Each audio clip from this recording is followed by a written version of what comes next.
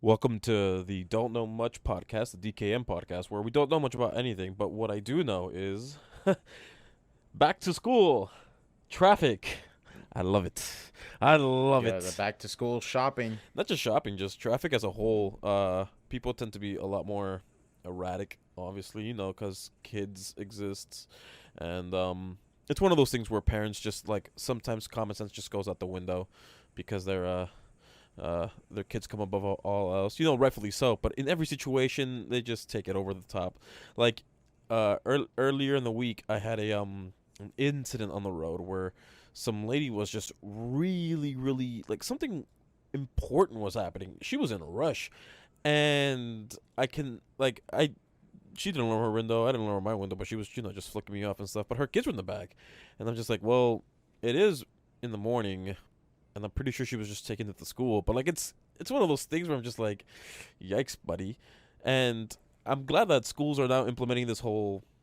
We're not gonna start school on Monday. We're gonna start it on Wednesday to give the kids a 3 day week to start the school year, which I think is a nice implement. I wish they implemented it when we were still going to school, but it's fine. The new generation can bask in the spoils of our of our suffering, which you gotta pay for it, I guess, in some ways somehow, right? I mean, I don't know about you, Marcos, but like when I remember when I went to school, I remember I went back. I think it was in my senior year, and I always remember my senior year of high school because I remember I couldn't sleep, and I didn't sleep the night before, so I just stayed awake all night, and then just showed up to school. Like walked into my desk, saw the same teacher. Like, hey, teacher, what's up? And then I just plopped my head on the desk and just slept for the whole like first day. I didn't do a damn fucking thing. Yeah, we all have had those Man, but I classmates. don't know about you though, man. Like I know that, COVID was shit and all, but man, if I was a kid and you told me that like, hey, would you rather like go to school or like learn this shit at your home on a Zoom meeting? Hmm. Like, hey, I'm kind of a hands-on kind of kid myself, but I look at this shit and be like, man, I could have done this shit easily through a fucking Zoom meeting True. just fine. I don't think I need to be in a fucking classroom all day. And I don't know. I thought that was just kind of a neat thing because I remember like when a lot of people in my circle of life, there was a lot of people that were forced into going to school on their computers, and I get it with some kids it's a little bit more difficult because kids are they don't quite understand the whole. I know we have like the iPad kid generation going on right Ugh, now. yeah. But I remember I was talking to my father, and we were talking about my half brother, and he was telling like, yeah, one of them is doing fine, but the other one's a little struggling because he misses his friends and he's little and he doesn't quite understand this, and we're all stuck at the house and yada yada yada. And he misses school because like he had friends, and it was really sad. But I could see why you need to have both. Depending on whatever fucking illness comes up today, because I remember before the COVID and now monkeypox, we had that swine flu epidemic for about, I want to say, like a year when I was in middle school. But that wasn't like a, hey, we got to quarantine ourselves. It was just kind of like a scary thing, like, oh, we could all get swine flu. And Or I don't Ebola, remember or the whole Ebola. yeah. Yeah, that was, yeah, I forgot that it was even a thing. It It was wasn't mostly just jokes yeah, it people. wasn't it was a nothing burger. Everyone was just blowing it out of proportions, really. I will say though, Yeah. bringing up the whole kids going to school digitally and how it's affecting their health and their mental health, it's literally proving the point where I feel like, work from home is great momentarily, but I don't think it's like a permanent thing for everyone because it's one of those things where like you need to be social, especially kids. Kids need to like go out, uh, have just do anything that they can just to like be a freaking kid. Yeah, especially you're developing, and if you raise a shut in, like God, he's gonna be fucked in the real world. I get that, but you and me both. Especially we had this discussion before about like working from home, and I'll tell you about my experience from working from home if you want later on. But I believe that like working from home is fine, because in the argument that you and me had, it was just that like, oh, people need to interact with each other, but like when you're at a job you don't like, or you're already kind of busy at work, you're not going to be talking to other people, especially face to face, Right. as everyone's kind of doing their own little thing. Um, but yeah, it's fine. Even me as a shut in, I tend to try to go out every once in a while, even if it's just to get gas. Like me being outside and seeing the sun is sort of something I need to do every once in a while, which is what I've been doing lately. A lot of things are changing my life. Should I go into what's been going on, Marcus, Sure, or you have no, go something you right want to say ahead. before? I'll just add on to whatever you got. Chip in. Okay, yeah, sure. So at the time of this recording, it is August 19th, and I have officially left my second job this year alone. Yeah, not, you know what? And I know it sucks, but to be fair though, this is what I wanted. And I'll go into more detail of what exactly was my job and what happened at my job. I'll try to keep it brief, not super venty, because it's really awkward to vent to people about your job when they don't understand it. It's why I prefer venting to a coworker that can relate to you or understand your circumstances. Um, but essentially what happened was that after the last job, the last job I left, I got hired into working from home, which was my first working from home job, which was great. It literally was exactly like I expected. You get to wake up, 45 minutes before your shift started. You can work in your pajamas. You can make your breakfast at your own house. You don't got to go out to get something to eat on the way.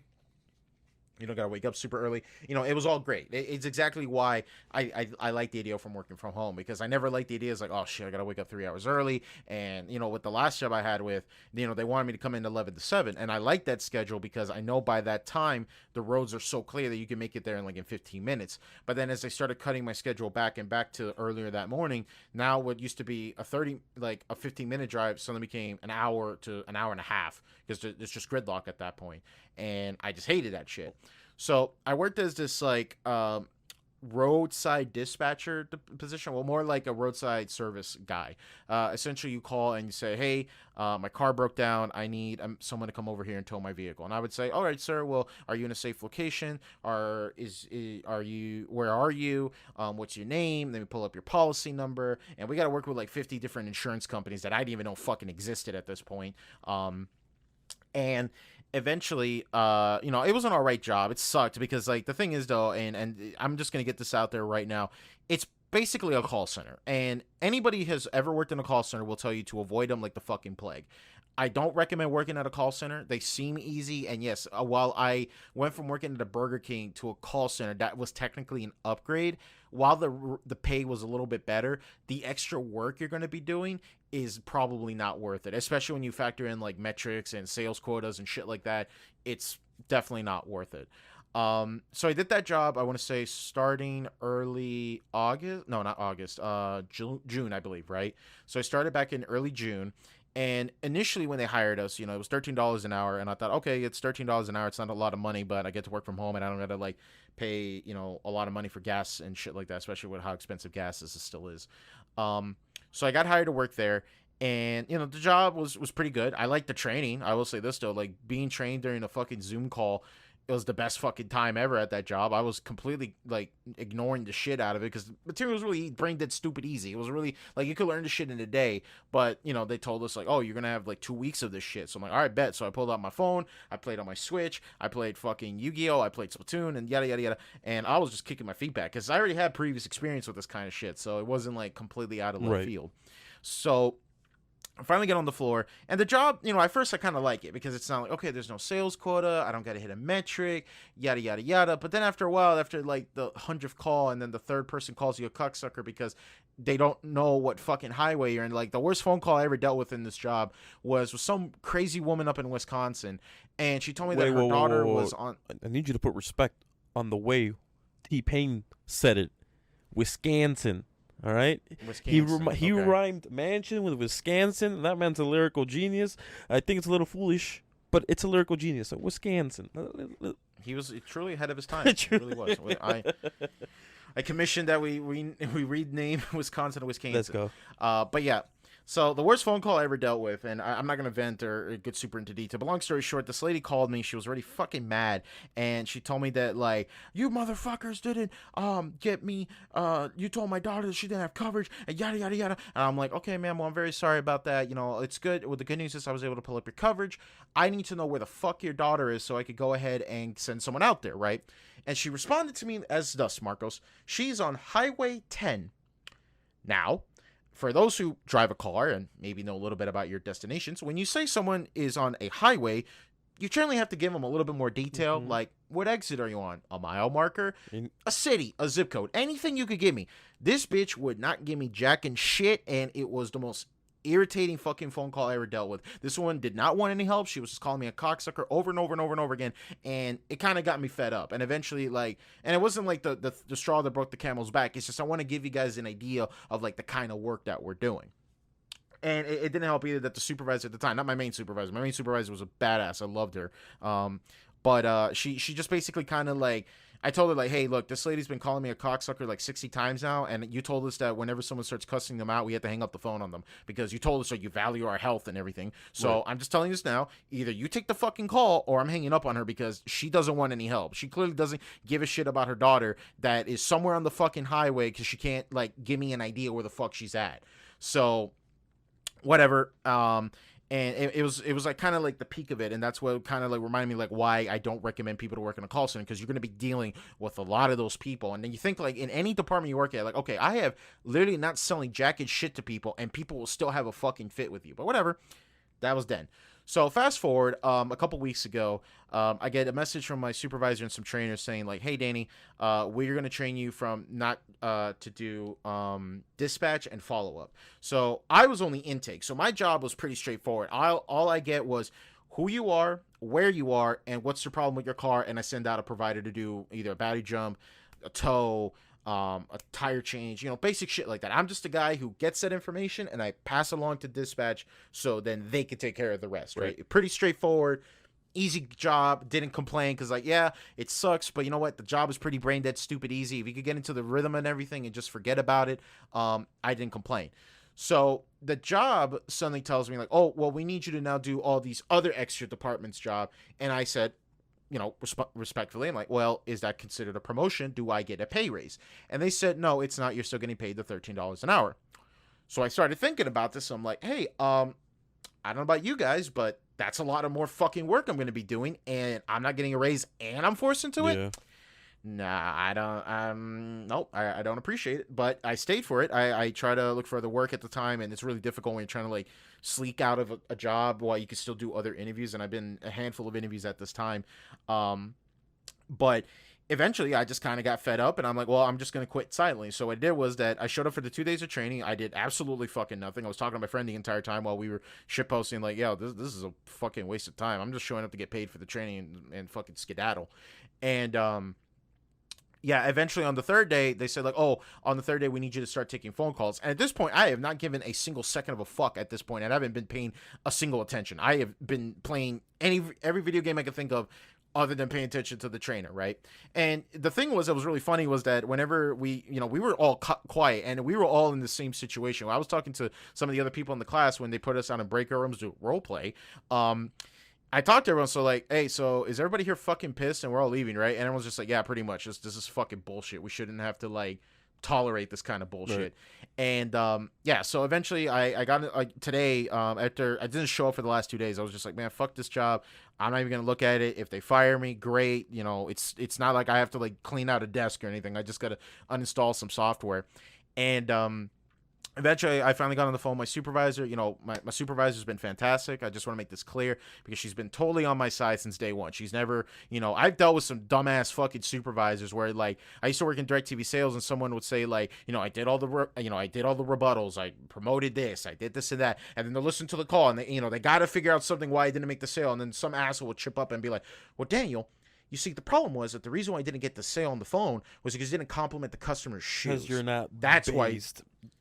And I'm just like, okay, I guess I'll make sure they're wearing shoes. Hopefully they're not wearing sandals. But she was on my side since day one. She took my side on multiple things.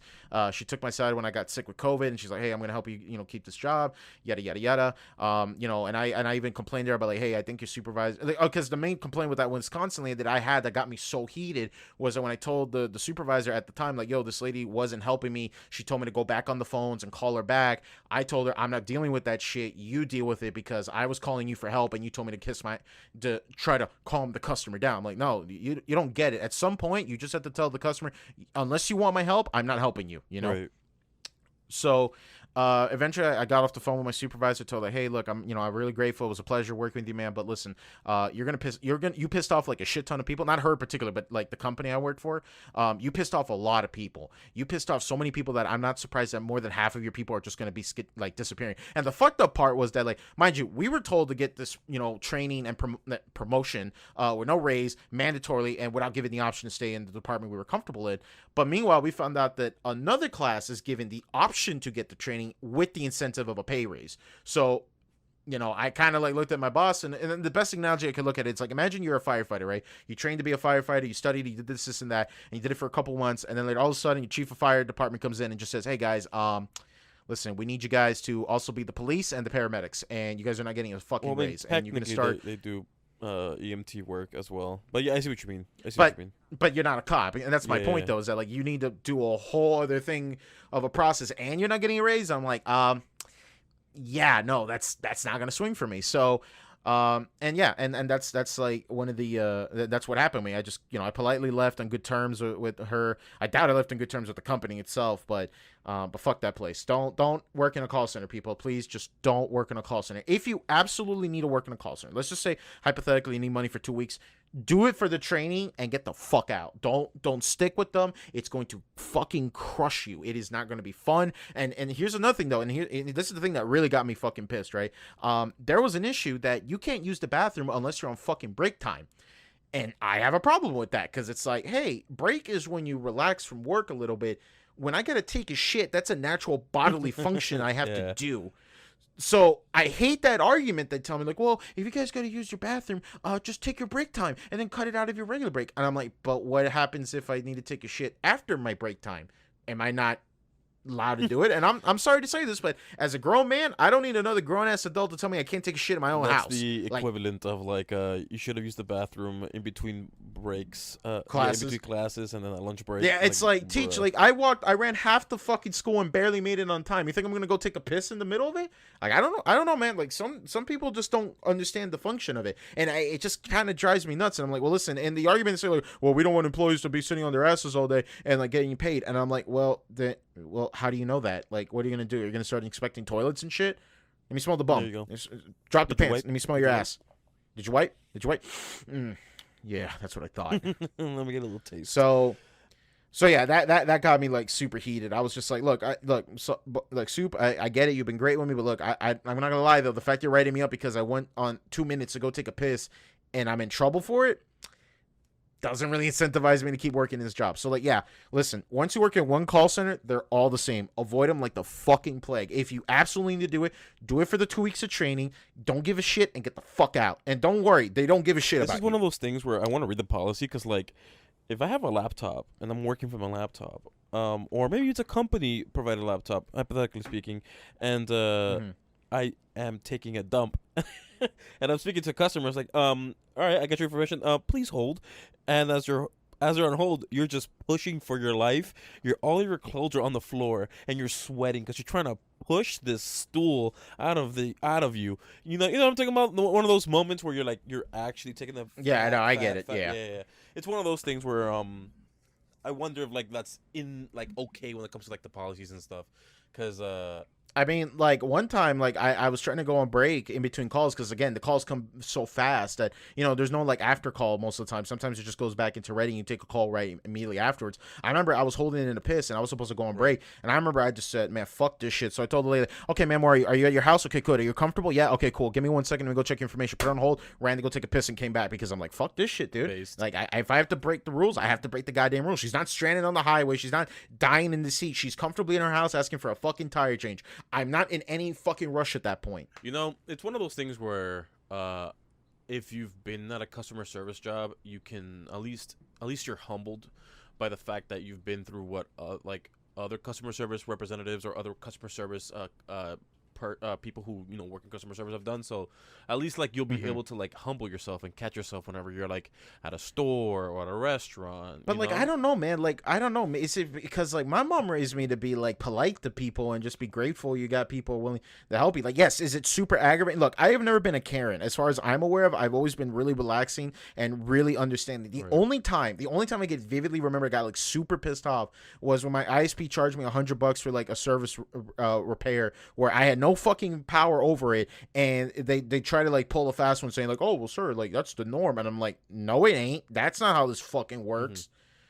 But that's just me. I'm just like super relaxed. I'm calm. But like, dude, some people just like they give you shit for nothing, and it's like, dude, like that's what like I've told you this before off the pod, Marcos, where it's just like, dude, I've dealt with some people that are like, have every reason to get mad, pissed off. They're stranded in the middle of a fucking desert. They had to walk like 2 miles to get cell phone service and shit like that. They're tired, and they'd be so polite and calm and friendly, and they'll be like, yeah, it's okay, sir. Signal's a little bit garbage here. So when can you send someone out? Oh, we'll get a message. Okay, we'll wait for that. Thank you so much. And it's like, dude, these people are so fucking sweet Right. and polite. But then you get people that just give you shit, and I'm just like, dude, you're at your house, you're at a store, you're at this and that. I don't know what your situation is, but you don't have to call me an asshole. You called me to help you. I'm not giving you any fucking trouble at this point. And it's like, ma'am, I can't give a fuck. Like, let's just look, in and out, lady. Like, I don't care. Don't tell me about the artificial intelligence that's fucking you over in the system, because guess what? I have no fucking control over it. Why are you wasting your breath on it? I clearly don't give a shit about it, so can we move the fuck on? It's one of those things where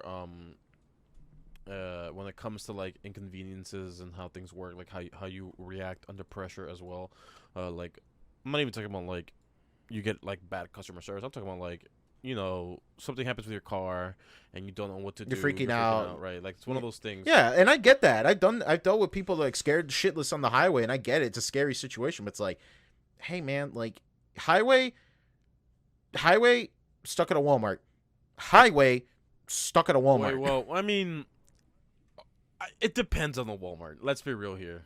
I mean, yeah, to be fair though. Yeah, but you're like, come on. No, like, I get and it. especially when you give me fucking attitude and you're giving me like sarcasm and shit. I'm like, hey ma'am, you're like, I'm trying to help you. You're wasting my fucking time. What are you trying to do? Trying to play stupid jokes with me? Because like I had this woman call one time. I'm like, hello ma'am, are you in a safe location? Like, I'm in a fucking Walmart, and I'm just like, okay, ma'am.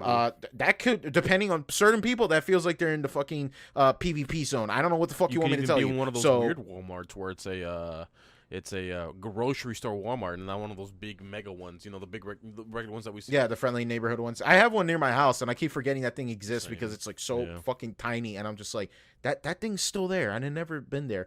But yeah, so anyways, I don't want to get like super venty on it. So long story short, I did the job for a couple months, and I kind of hated it, and I basically had this realization that the main thing that kind of motivated me to just get out of there and also to get out of it was like I started like getting like really pissed off, where I'm just like, man, I'm so fucking tired of working at these lame ass jobs with no growth, where they don't treat you with respect, and you're nothing to these companies, and they want to take advantage of you, and yada yada yada. So I realized like, okay, I need a skill set, because all I have under my resume right now is I've worked a lot of shitty random jobs, but I don't have anything of a skill set to provide to people. Say like, yo, I could do this or that. I'm certified to do XYZ thing. So immediately right after I got let go, or no, immediately when I stopped showing up to work, I signed up for the Google IT certification on Coursera, and it's about like $39, like $40 a month, and I started it 2 days ago, and I've been going straight at it. In fact, once we're done recording this, I'm gonna get back into doing more of that. And it's pretty basic. It's pretty basic IT stuff right now. Like I'm right now getting into the part like, oh, how does an operating system work? But they showed like how to build a computer. I was like, joke's on you. I know how to build computers. But so yeah, I've realized that, okay, look, Danny, you need to take a step back. You want to make some changes in your life, which you clearly have. But lately, though, the changes that you've been doing is that you've been going from, the best analogy I could look up is that you're Luigi Circuit in Mario Kart Double Dash, where it's just like that one giant 8 where you're just going back and forth, and it's exactly the same. Mm-hmm. I realized that was what my problem in my life was, that like I have been trying to keep running that same fucking circuit over and over and over again thinking that eventually my life will get better or eventually I will be blessed with an opportunity. And clearly that's not how life works. If you go in circles, you're just going to keep doing circles for the rest of your life. And while I didn't like college because I dropped out that shit because of depression and like loss of interest, I realized that I want to hone in on what is my passion and what interests me, and that's computers. I like computers. I like building computers. I like to know how computers work. I like to fix people's computers and shit. So that's my goal right now, is to finish the certification as quickly as possible. On average, they say that if you do this certification, I want to say like an hour a day, you could finish this in like 3 months. So my goal is to try to finish it in like in 3 hours and see if I could squeeze that down to 1 or 2 months. But I'm still like doing work on the side. I've been trying to find like part-time work, because the way I look at it is like, okay, if I got to eat noodles for the next 2 months only, I'm willing to do that if I could just get this shit out of the way and get that cert under my belt and go immediately into the IT field and get my like skill set and have something that I could take with me for the rest of my life, Right. you know? So that way I don't got to keep like scraping by for like 20K, barely 20K a year, when I could start making 30 to 40 to 50K on entry level alone. So yeah, that's essentially what the life update is right now. I still want to get back into streaming. I've been really craving to get back into streaming. I just haven't set up OBS on this new computer yet. It's been kind of like something I've been doing in the back burn. But we'll have to wait and see how that turns out. So yeah, that's the life update for your boy When Danny. it comes to any advice I can give when it comes to my experience in the work field and all that, and even from stories that I've read online, and even heck, even real life experiences that other people have shared, uh, it's one of those things where it doesn't really matter where you work. Any negative trait that you hate in this job or this career, or these kind of people will show up no matter where you are, no matter how skilled in labor you are.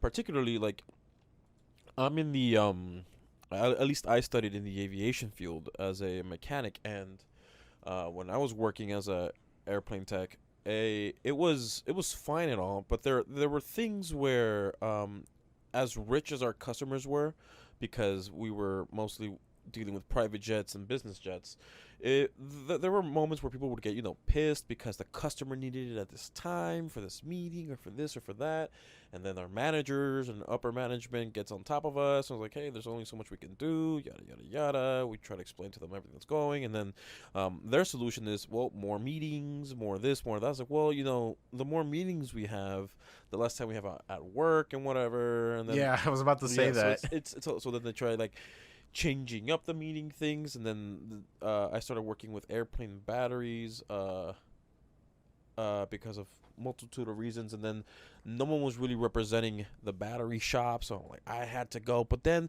I would get an alarm. It's like, oh look, a battery's going off. I gotta go back. I gotta leave this meeting, and it was a whole bunch of things. But all I'm saying is that even in uh, a field where you need to be skilled and licensed in order to be working there, you will still come across incompetency or just lack of common sense, because of corporatization really just blocks the wrinkles in your brain from developing, because you're just trying to just follow the orders of someone, and you're trying to follow the status quo, which is why, like, at least one of our guys, I freaking love this dude.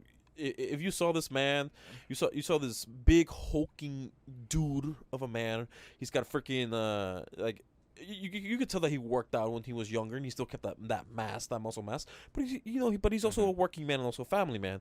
So he's got a bit of a gut, and he's balding. And the dude was a mechanic when he first started the field, but now he's in upper management, and the guy understands, and he explains to the all the white suits, all the corporate nice, The blue collars. basically. No, blue collar, we're mechanics are blue collars, white collars are the everyone in the office. Oh, white Yeah. collars. You're right. You're right. My He bad. tells them like this is how it goes, this is how it normally goes, and all that stuff, and at least it helps keep everything like everyone was satisfied with his performance as a in someone in management, but like everyone else is just like ugh. And that's why, like, I get the phrase why people say I didn't quit the job, I quit the management, stuff type of Yes. stuff, which makes sense. Yeah, no, I agree with that. Like some people just need to realize that like sometimes the job could be perfectly fine, but if it's your manager or the way how it's handled or XYZ thing, that could be just a breaker for some people. And that's why like I like wanting to have a skill set under me, because it's like, okay, if I don't like this IT position because let's say the management's dumbasses, or they're not paying me for my work and yada yada, that's still something I could keep to myself, and I could go to another place and say, you need me, and I have the skills that you need to in order to do this job. So that's why, like, I'm so going to ham and going to town on it, where it's like I didn't care that I left my job, like, in not in the best way, but not like in super bad, like, fuck everybody, I'm gonna be Right. a SoundCloud rapper. It was more like, hey, I'm just quietly protesting because you're gonna be missing a lot of people. But with a job like that, they don't care. They know that it's a numbers game, and that's why, that's what I'm saying. So for me, my goal is to just have something under my belt and just keep doing it, because going in circles has not improved my life It's whatsoever. one of those things where some people need to understand that sure it's kind of scummy when people are essentially forced into this idea that you have to go into higher education uh, to get a good job, which essentially is true. Statistics shows that if high school graduates versus anyone who has even a bachelor's, the difference in pay and livelihood is just tremendous, especially now in 2022. It's one of those things where, like, if you don't have a degree, like, unless you're doing something like a family business or something else, like through nepotism, as scummy as that sounds, like, you're gonna have a bad time. And it's one of those things where, like, even now, if you look at the statistics, and I know this is all part of the whole manosphere red pill thing, but, like, apart from that, it's an actual statistics where I think graduation rates, or maybe was it attendance rates, one of the two. I'm pretty sure it's graduation rates, where 60% of graduation rates are women and 40% are men, and that number is, or that gap, I should say, is only widening, where men are no longer interested in higher education and women are. And I'm pretty sure, like, within 20 years, I could see a big flip where a lot of women are making what's that called? It's a bell curve, where, like, it's in the shape of like a half circle, where it tapers off at the end, where, Mm-hmm. like, you know how when it comes to IQ, men are both the smartest and the dumbest people, but women are have a higher average, right? So, like, they have this, like, they're in the middle more, but men are more in the extremities more. That's the bell curve I'm talking about. When it comes to, like, pay, I'm pretty sure it's gonna follow that trend too, where, like, men are gonna be the most paid and the least paid, where women are be more focused on the middle part. And that's going to be an interesting thing in the future, or, like, where a lot of women, or statistically speaking, women are more educated than men. Men are just, doing their own thing, or maybe opening up a mechanic shop, etc., etc., etc. Who knows? But it's one of those things where, like, sure, school may not be for you, but it's kind of hard to live, especially nowadays, without a simple bachelor's degree, which, honestly, in some cases, bachelor's sometimes feels like 13th and 14th grade because of how easy some of these courses are, which is funny enough. But, like, it's one of those things where I tell people to look out into the future to see how the Yeah, changing of my times and the changing of culture with this new generation. Yeah, my biggest concern about doing this though is that, like, when I read up about, like, hey, realistically speaking, if I get this cert, what are my chances of getting a job? And what most people tell me is that in this kind of field, experience is really what's gonna, like, really, convince people to take you Right. up. Have heard stories of people saying, like, they all applied at the same position. They were none of them were college grads, similar, ages and things like that. Nothing to really, like, give the leg up amongst other people. But one guy was chosen, and when the interview was speaking with him, he said, like, look, I'm going to be completely honest with you. The only reason why I gave you the job compared to everybody else was because you had a Google cert, because that's the only thing I'm banking on. Is, like, big companies going to look at them and be like, wow, you got trained by fucking Google, like, this guy, he must know a lot. Yeah, if you don't know um what it is, it's honestly, like, if you tell me you got that Google cert, I'll look at you and be like, all right, well, cool, you took time to get this. I wouldn't say that's a big old hoopla, because at least I know right. what it is. But, like, at least I compared to, like, anyone else. You could at least the way people have told me is that, like, the trainers and supervisors and all the higher ups could look and say, this guy is determined enough to finish the course to prove that he knows to know, like, the bare minimum and the idea of what it is. Right. So And it's kind of scary because I was just curious. Like, well, before I started, I looked on Indeed and I looked like entry level IT positions. And while most of them didn't mention any degrees or anything like that, they just said only have experience or the know how of what IT is and like how to fix computers and shit like that, which is my kind of mo. That's like my main thing that I'm banking on. Is like, okay, I'm gonna start doing that. And my goal is that, like, when people say like, okay, but once you get the Google cert, well, yes, it is the cheaper alternative to, let's say, getting the CompTIA, which is like the big, like, hey, this guy, he's in the leagues now kind of thing. Right. The good thing is that you could use that experience that you have, not only just a Google cert, but you also could learn from that Google cert to then later take the CompTIA exam and be like, all right, cool, I'm officially in the league. I already know what I'm doing. And the main reason why I'm so excited about this, because there is growth. There's always a chance that you could specialize in one thing or the other. While I'm just getting the basic bare bones basic of IT, there's potential that I could eventually grow into a specific field that could pay me more money. And that's just what I'm excited about. For me, college is that the problem with college was I had no idea what the fuck I was doing. Everyone just told me, like, just go to school and just do Literally, the you requirements. and everyone, mostly everyone who goes there. And I look back on that and I realize I think that's what screwed me over, where it's just like, man, if I like took a step back, was ready to go to school, and I knew what I wanted to study and everything, and didn't like get super uber depressed, because like I was I always told people I never felt like I was a smart kid. I always felt like I was just a well disciplined child. Like, if people told me, like, oh, you're so smart, like, no, not really. I just remember this material better than most people, and I just apply it. Like, I didn't study. I didn't really like go above the call and duty. I didn't take like any honors class or anything. I just did honor roll doing basic classes, and eventually I went to college, and now you had that decision where it's like, okay, now you got to figure out what the fuck you want to do and when you want to Right. do it. And that's just what kind of like threw me off, and I was like, damn, I don't know what the fuck I was doing. I was just doing what everybody told me to do up to this point.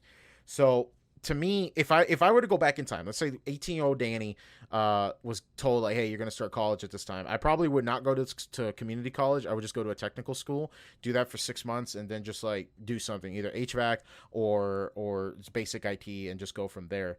But for me, I got like really depressed, and I just didn't show up to school. Like, I didn't show up. The last time I heard about my school was when they told me, like, yeah, because you didn't show up, you're not getting financial aid anymore. I'm like, all right, bet. I had nothing to lose at that Mm-hmm. point. It was a dark time, rough time for Danny. But I'm glad that's over, and I'm glad that it's not like the end of the chapter. At least I could go back and learn something and do something a little bit more flexible, rather than having to like to go to school every day. But yeah, I'm looking forward to this. I'm really I'll keep you guys posted, see how this goes. And as far as, like, I know some people might say, but Danny, what about your YouTube channel? Do you still want to do it? I still want to do it, but the way I look at it, and this is how I look at it, right? I want to have a better paying job so I have more money in the bank, so I'm more relaxed, so I can focus on doing shit that I actually give a fuck about. As I Right. don't give a shit about IT, but like when you work at a job you don't like and you're exhausted and you get home and you're mentally drained, the last thing you want to do is anything else. And I don't mean to sound like an ungrateful asshole, but YouTube is a very slow thing. It's some people blow up over a month. I get that, but some people, it is a very hard thing to keep track of and keep consistent on, to eventually start making any money on YouTube or internet in general. It's going to take a little bit of time. And to me, I would look at it as more like, okay, if I'm not making 20K and barely getting by, and I'm making 50K and I have more money in the bank, I could just chill out for a month and I could do whatever the fuck I want and still go out and do shit. You know what I'm saying? Yeah, and it's one of those things where if I had to tell anyone, heck, let's just say it's one of my younger relatives who are in high school or just starting college and they don't know what to do, I'd just tell them the exact same thing I'd tell anyone who doesn't know what they want to do or haven't already started in the process of doing what they want to do, is just do something that will apply to virtually everything, as best as it can to whatever field you'll be interested later down the line. A good example is something maybe that the federal government recognizes, and if they recognize it, other jobs may not recognize it, but most jobs will. So like the license that I have, or that you need to become a aircraft mechanic, it is recognized by most STEM industries, whether it be engineering, if you're going to engineering, whether it be anything involving working on vehicles, trains, boats, yachts, anything mechanical that would be recognized as like, oh, this guy, can work on planes, and that skill set transfers over, and that is something that like will cover mostly everything, at least in my field, or at least something that I have experience in. All that being said, how will this apply to, like, my advice apply to, like, anyone who doesn't know what they want to do? Well, if you get a bachelor's in business, or you get a bachelor's in business administration, or you get a bachelor's in something that will basically, if it's structured in a corporate way or similar, that you getting a financial degree or finance degree or a business degree, it's one of those things where just having that will plus maybe another degree or maybe experience will give you a managerial position that you honestly don't deserve, but they'll just offer to you. It's like, hey, I first got a business degree, a bachelor's in business, and now I figured out what I wanted to do, and now I am going to do IT. So let's just say I do IT, right? Just because I have those two small degrees and I've just started working, somehow I'm eligible after a year to be management. Even though Johnny over here's been working out for 5 years and he's our go-to guy for every little small IT problem, he can't get it because, well, he doesn't have a degree in business, and I think that's kind of dumb, right? Because Yeah. so That has nothing to do with it. right. Yeah. So it's one of those things where, like, if it covers most of the fields out there that exists already, you might as well just get it to get that ball rolling.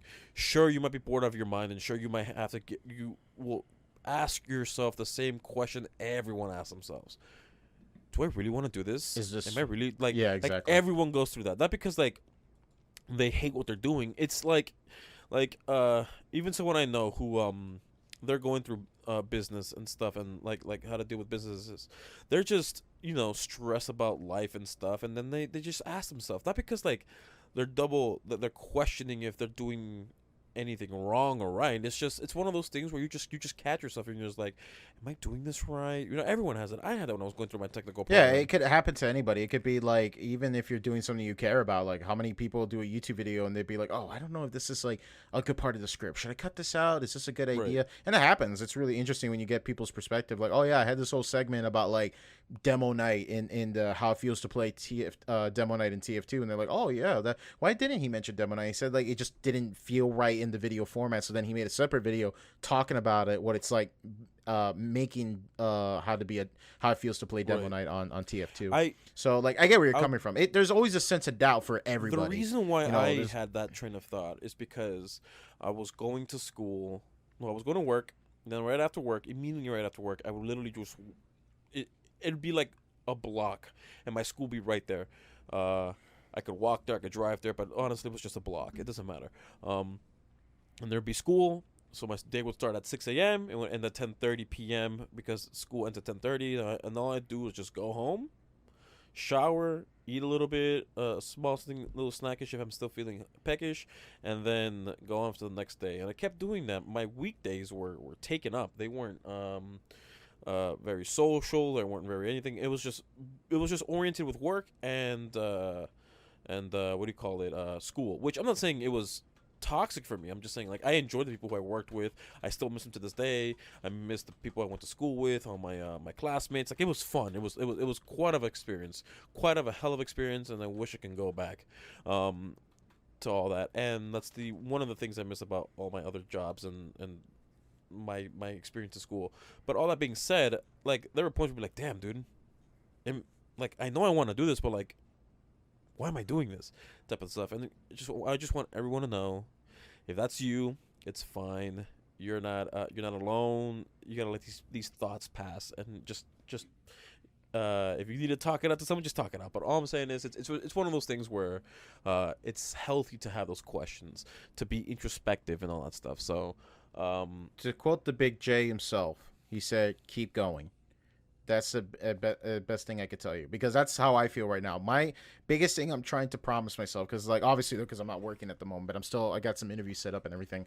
My biggest thing is that I am trying to keep myself as disciplined as I can. I'm trying to follow a schedule, a sleep schedule, and everything. Because my biggest issue is that people think like, oh, I like being a YouTuber because I get to sleep and wake up and work whenever you want. That's not good. That's not good at all. Your body is not going to like that at all. Yeah. If you are a night owl, schedule around being a night owl. But if you're just sleeping and waking up and sleeping and waking up and doing whatever the fuck you want, your body and your timeline and your sense of like priorities are all fucked at this point. So for me, like a good example is that I woke up. I woke up early because of the situation of my job, but immediately after the job, I went back to bed, woke up, and went on a walk, and it was really refreshing. Now it like got my blood pumping, and I'm like as groggy and as not as tired anymore. And now I'm like, okay, I know I'm doing this, so I have to do this tomorrow and the day after and the day after, and I'm going to study 1 hour of a day. I'm going to do it for 3, and I got to do it, and I got to set it in my calendar, because if I just freebase and do whatever the fuck I want, I'm destined to fail. Because that's what happened to me with my last job, where when I got let go, I was so excited. I was like, all right, I'm in my creative flow right Mm-hmm. now. I'm doing good. I got so many ideas. And then what happened? I got depressed, and I went through a depressive episode, and I just did nothing and slept all day. And I realized, like, shit, now I'm back at a job I don't like, and I haven't done anything I wanted to do.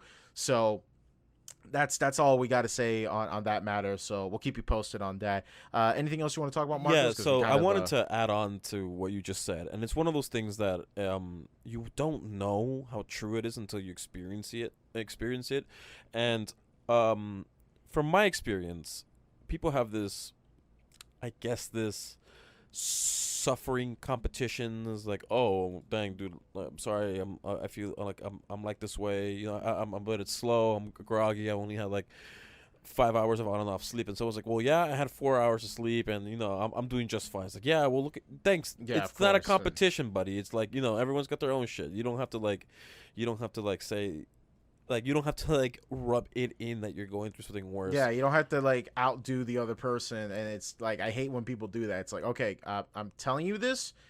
I'm not trying to get approval. I'm just telling you how this feels. I hate that with like jobs, especially with some cunt like supervisor be like, "Oh man, I'm not feeling good. I'm gonna do it." Well, I get birth and I still showed up to work. And okay, fucked up sense of priorities, but not me, chief. Basically, and it's one of those things where, like, look, when I realized that most Americans go their day to day without a decent amount of sunlight intake, a daily amount of sunlight intake, a good healthy amount of vitamins and minerals, specifically minerals. Minerals is very important, and lastly, a good amount of sleep. Now, the sleep one is due to circumstances. Maybe you're working 2 jobs and you got a kid. Like, those people will obviously have a reason that they can't. But like, sleeping is very important to mental health, to memory, all that stuff. I have a friend who's like a good friend of mine. He just doesn't treat sleep that seriously, and he doesn't have that good of a memory.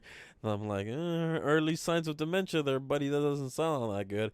But either way, it's one of those things where sleep, vitamins and minerals, and sunlight, just having those three basic things can really affect your mood and your style and everything. It's one of those things where like sure, we're living in a generation that our ancestors thousands of years ago would only wish that their children could live, and that's something to be like to be humbled about, that there's no reason to really fight any big wars in first world countries now, because like the average citizen will never have to experience any kind of hardship like that, because, well, you know, a lot of sacrifice was made to lead us here. Sure, the world isn't like America or like Europe or like any of these other first world countries, but it's arguably just a tad bit better.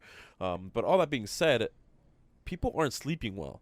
Uh, the At least study shows that having a room at 68 degrees uh, will help improve your sleep quality. Before you go to sleep, 90 minutes before you go to sleep, anything with blue lights, you gotta like stop using it. So like your phone, your TV, or anything. If you don't have a blue light filter on it, don't use it. Don't use it, because it'll mess up your rhythm. It could mess up your brain a bit. It's not one of those things where you just get used to in the week or whatever. It's like, oh, I've been doing phones right before going to sleep my whole life without a blue light filter. Maybe you should try the blue light filter just in case it helps. And then lastly, this is the most important one. If you wake up to natural light or just light in general instead of an alarm clock, you will wake up feeling much better. So I really recommend for everyone listening.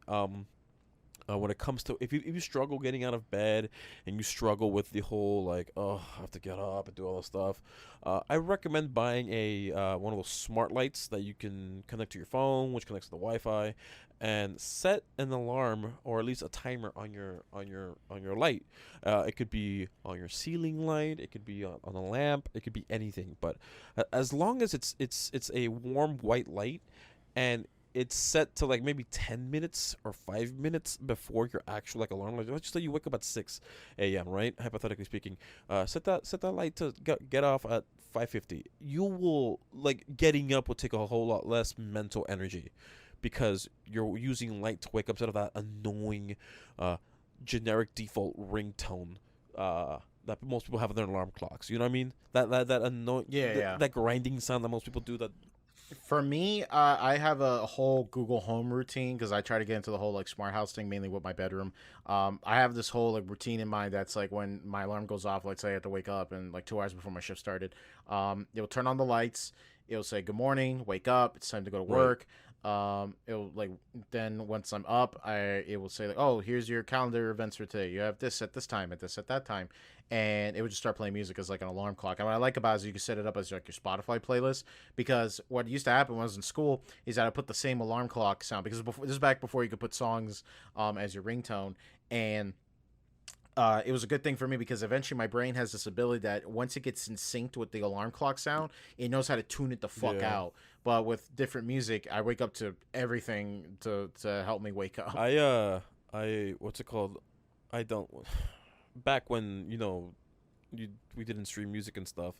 I Hmm. downloaded music and I did a whole bunch of generic funny things that like audio clips that I found online of songs or of anime or anything, uh, where like if it's waking up in the morning type of thing or anything that I can use to say hey wake up, I would use it. Heck, recently I had the voice actor of Arthur Morgan saying hey get up wake up.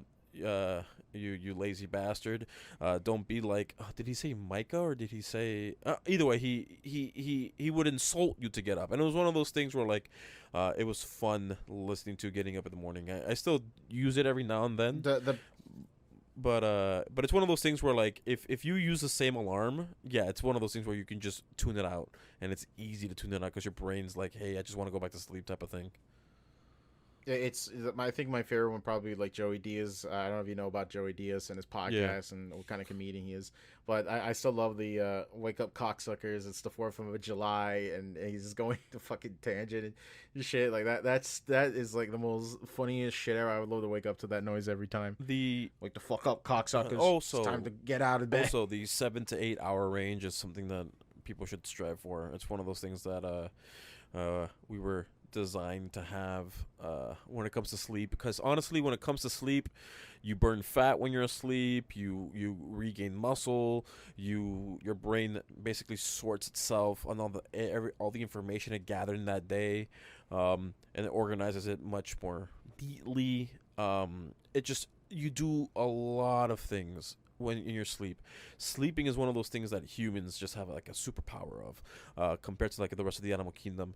Especially when it comes to like even when it comes to wounds, how we heal with wounds. That's why even doctors and medical professionals, every one of them will say just you need to sleep, you need to sleep, you need to sleep. Of course, rest. You need to rest so your body can do what it was designed to do, the best at recovery. And it's one of those things where like a lot of people just take for granted because I'm young and whatever, but the like it's one of those things where like it's that piece of humble pie you're gonna have to force to eat when you're older when you realize damn I should have not done that when I was younger or whatever. And sleep is one of those things. That's why like I'm not s- I'm not no doctor or anything. I'm not a professional of anything, but like I would recommend to everyone if they're feeling down, just take maybe a multivitamin every other day. A serving size of a multivitamin. When it comes to that, sleep well, sleep better, find different ways to be better at sleep. Because honestly, if sleep was a drug, it'd be outlawed because how powerful it makes you feel if you do it right.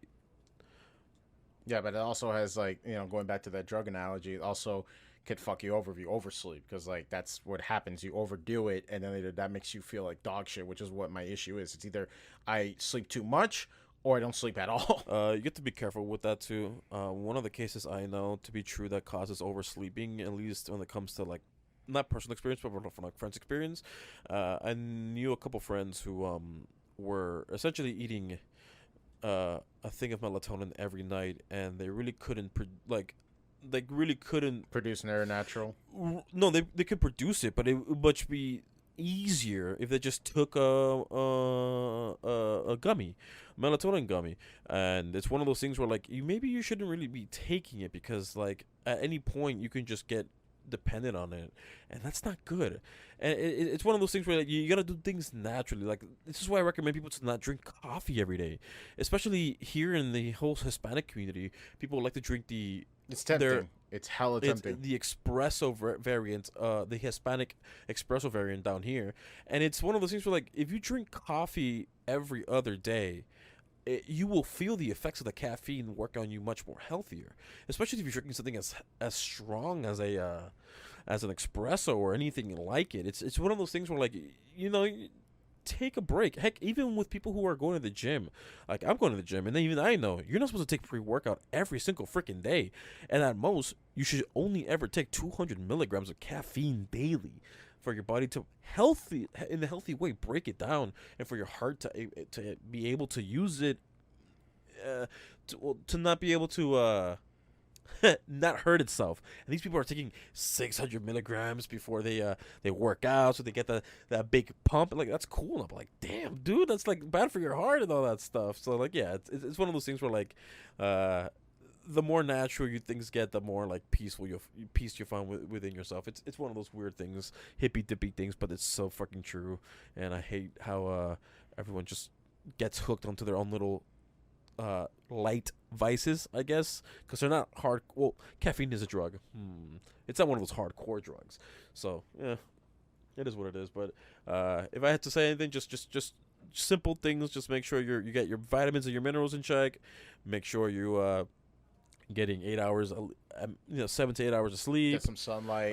Go outside. Walk. Get some sunlight. Wake up to light instead of an auditory alarm. But you can still have that auditory alarm. Just make sure the visual thing is there first, and then yeah, it's one of those things where like I'm not trying to be a guru or anything, and you could just tell me, hey Marcos, I like living my life on the edge. I'm gonna drink 16 Monster cans in a day. So no thanks, but no thanks. Yeah, sure, you could do that. I'm just letting you know that it's something that like at least when I implemented in my life and other my friends have implemented in their lives, it's helped them out. So it's one of those things where like maybe doing what we were designed to do at a biological foundation, it would make it seems a lot more what's the word, at normal, if that makes any sense. But yeah, it's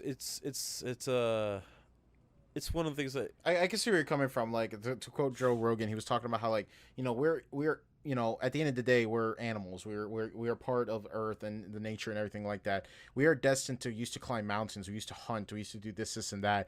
And now we got people stuck inside office buildings for 8 hours straight with fluorescent lighting, and it numbs you out. And like that's the problem, is that like your basic humanly bodily functions, from past evolution, it's still there. It's still hardwired into the code. It's an old patch note, but it's still a thing, and that's what people need to acknowledge, is that like, hey, maybe you need to still have those things. You still need to go out, you still need to walk, you still need to socialize, you still need to do this and that. And that's why when I stop doing those kinds of things, I start feeling like shit. But when I go to the gym, I work out, I pump some iron, I feel great. Like, yeah, it sucks at first, but then I'm like looking forward, like, oh yeah, but I'm feeling good afterwards. And that's how I felt today after I did my walk. It's just I had to fall back asleep because I didn't sleep well last night, and I woke up early for nothing essentially. Dude, I need to go to the doctor. Speaking about sleeping on stuff, dude, I've been waking up this whole past month in the middle of the night.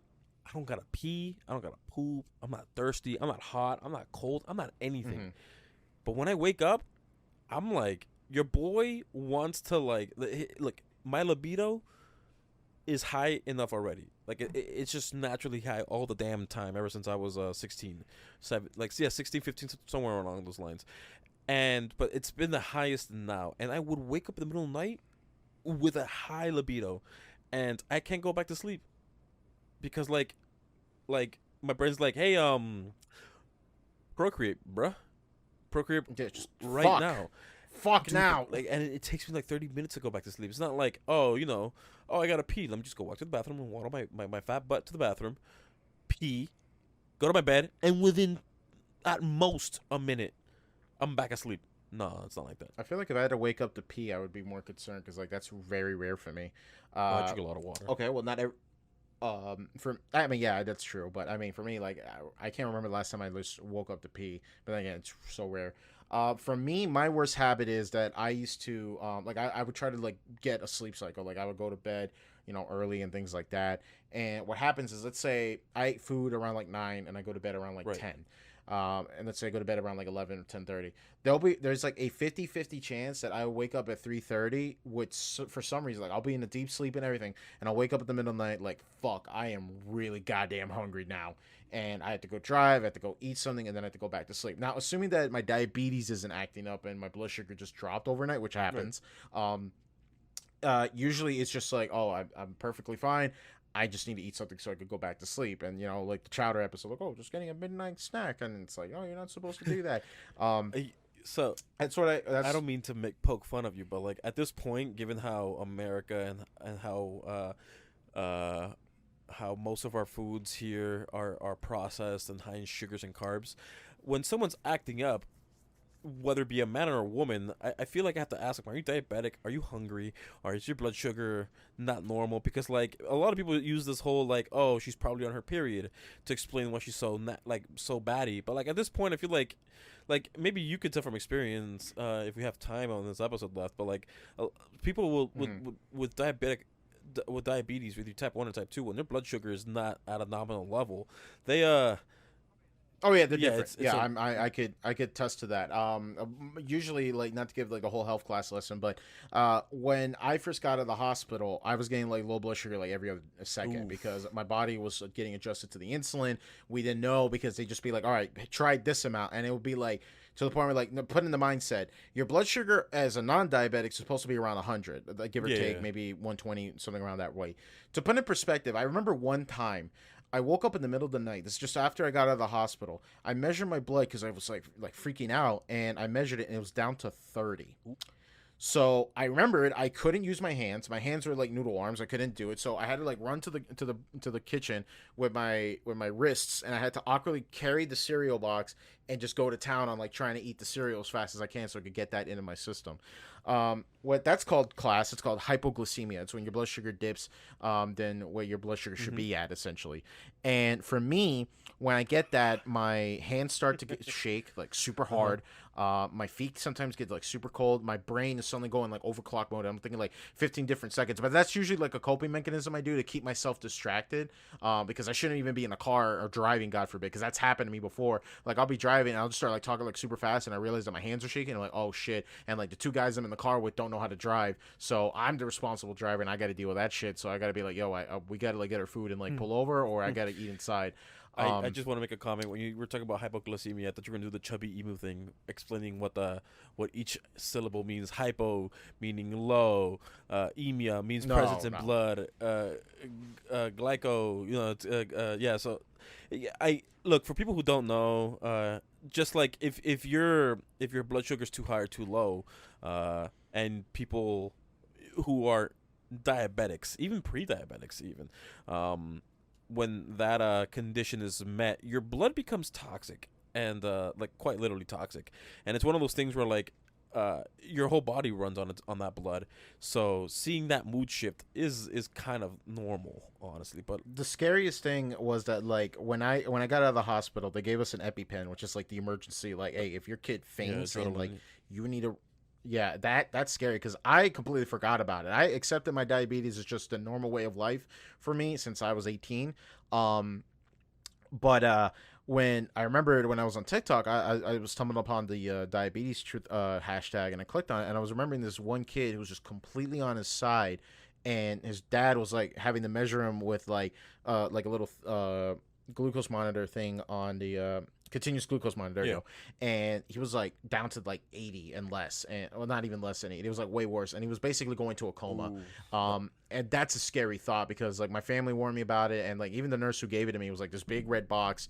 She just said like, look, I have met hundreds of diabetics that have never, ever, ever used this thing, but we have to let you know how to use it if Of in case course. something Yeah. happens to you. And it's a scary thought because I never thought about it. And I start thinking like, man, what, I sleep a lot. Am I having those situations? And that happens. Sometimes the worst for me is like when my blood sugar dips when I'm so goddamn tired I can't get out of bed. And then my body's like, you got to do this. But my body's also like, you got to get some sleep. And it's like, it sucks. Like for me, what I used to do, what I have right now is like, I have like a box of Oreos, like one of those like, ones you can take with Right. you. And, when I wake up with low blood sugar and I know I got to put something in my mouth, I got to eat something, I just like hound Oreos down my throat as fast as I can, because like my mindset, and people say like, oh, but just drink a glass of orange juice. But on my mindset, I'm thinking like, if I don't put something in me right now, I'm Giggity. probably gonna go into a coma and I'm freaking the fuck out. So I got to do it. And usually, what the side effect is that now your blood sugar is way too fucking high, and then you got to like balance that shit out afterwards. So it sucks. It's it's not like I'm doing this like as a pity thing, but going, ironically, that circles back with my job, where when I told them about the bathroom situation, like, look, I'm a diabetic, I got to take a piss a little bit more often than others. Their immediate reaction was like, well, you need to go to a doctor to sign a form. And I'm just like, do I really need to do this Bruh. shit? Is this really like such a privilege to go take the piss to you guys that I have to prove that, one, I'm a diabetic, and two, that I have to get a doctor to sign it? I'm like, dude, this is so fucking bullshit. And it's not even the first call center that did that. My other call center I worked at did the same fucking thing, because I was a pre-diabetic, and then I became a diabetic when I started working there. And I told them like, hey, I'm a diabetic, and I'm gonna sue the shit out of you guys. Don't let me use the bathroom. So they eventually said, all right, take your breaks whenever the fuck you want, and go use the bathroom whenever you want. But that's just so crazy to me. It's like, the only way I can use the bathroom is only if I have a medical Yeah, it condition. had to get there. Yeah, and that's just like, damn, dude, like, how fucked are You you? shouldn't even get to that point, which is one of those things. It really And shouldn't. I'll end with this, but it's one of those things to bring this all together with health and work on all that stuff. Um, as an airplane mechanic, there's a section that they told us about that. Hey, this is your right as a mechanic, and they really honed us down. It was a class. It was a class on like our rights on what we can do.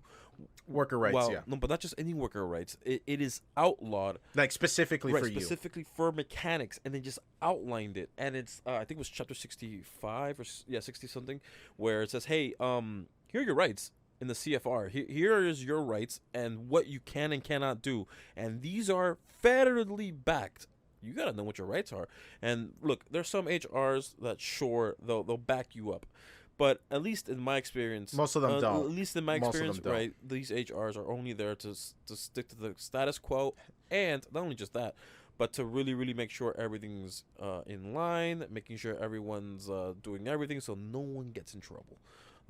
My worst experience with HR is more like they're the damage control Basically, department, yeah. where they, yeah, like if you report, let's say, hey, this higher up like sexually harassed me or something like that, they'll try to like pin it in this awkward way, saying that like, oh, we don't want to ruin the company, so maybe you might have let him on or some shit like that, Yeah. or this and that. And it's just like, okay, well, clearly HR doesn't mean jacket shit. It's kind of like back Which- when you were in school and God forbid you're a kid with like maybe some fucked up parent situations and shit, and you tell them Right. like, hey, I think I'm being abused, and then they tell them like, all right, cool, I'm just gonna have trust issues for the rest of my life. Fucking Now, Susan, don't thank get you. me wrong.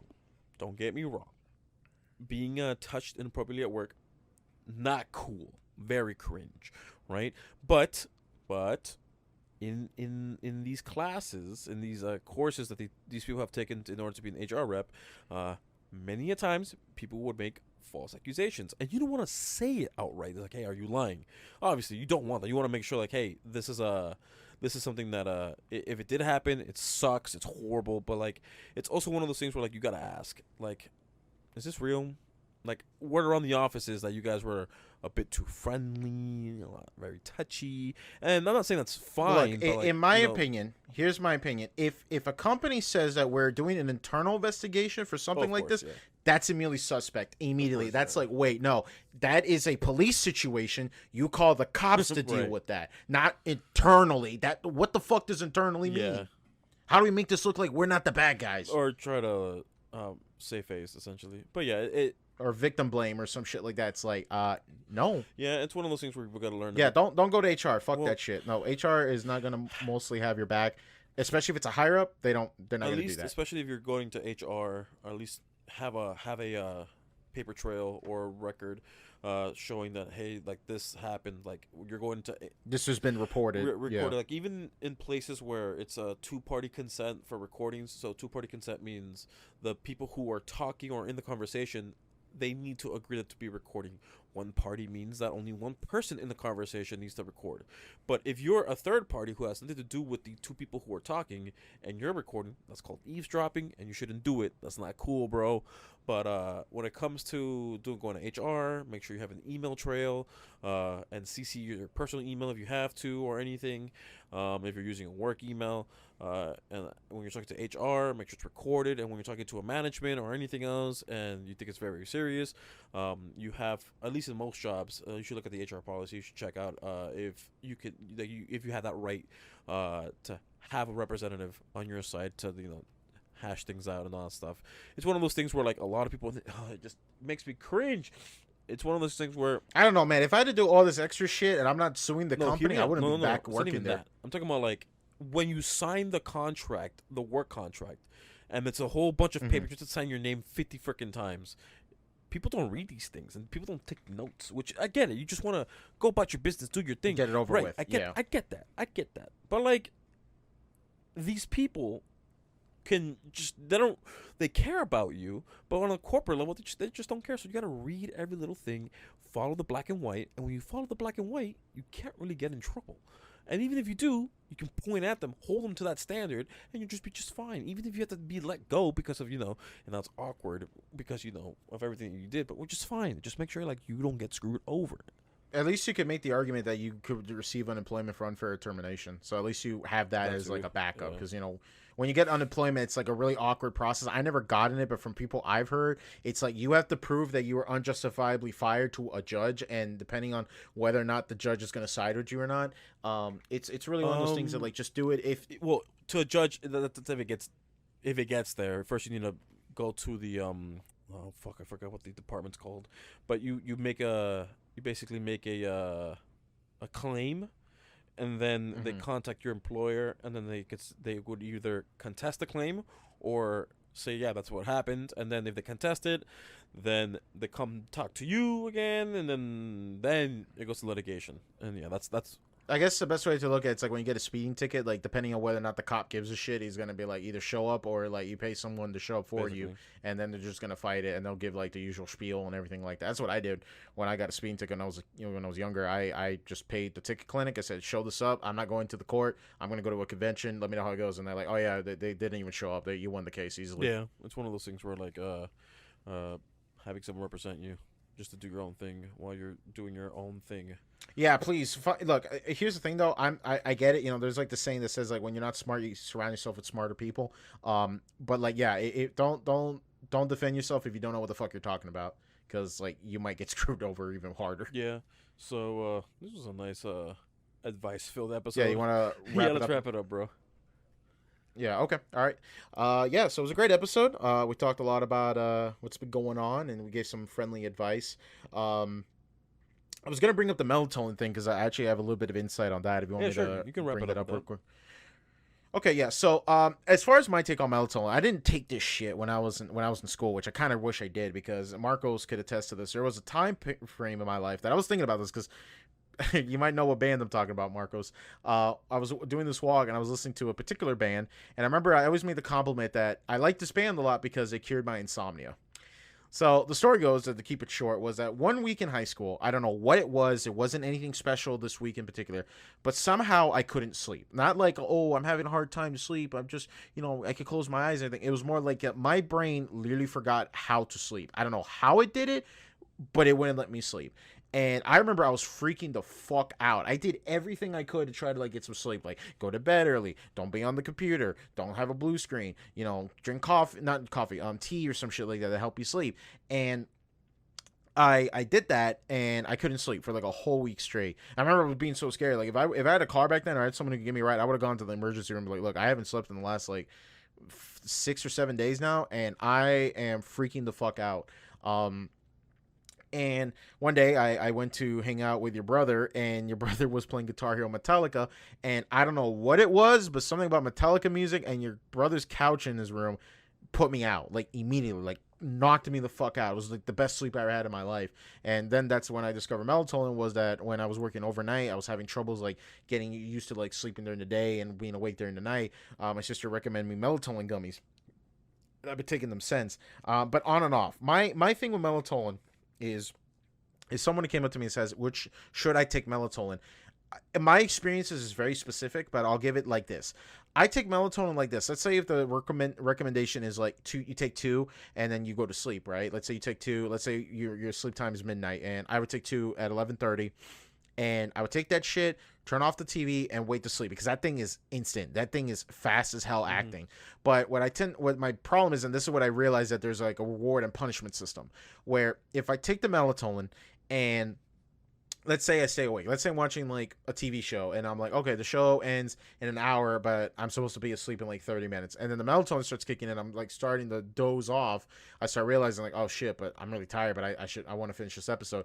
What I tend to do is that I'll snap back into reality, like the Eminem song, and my eyes start burning the fuck up and like I can't fall back asleep. Like that my window of opportunity to go back to sleep completely disappeared on me.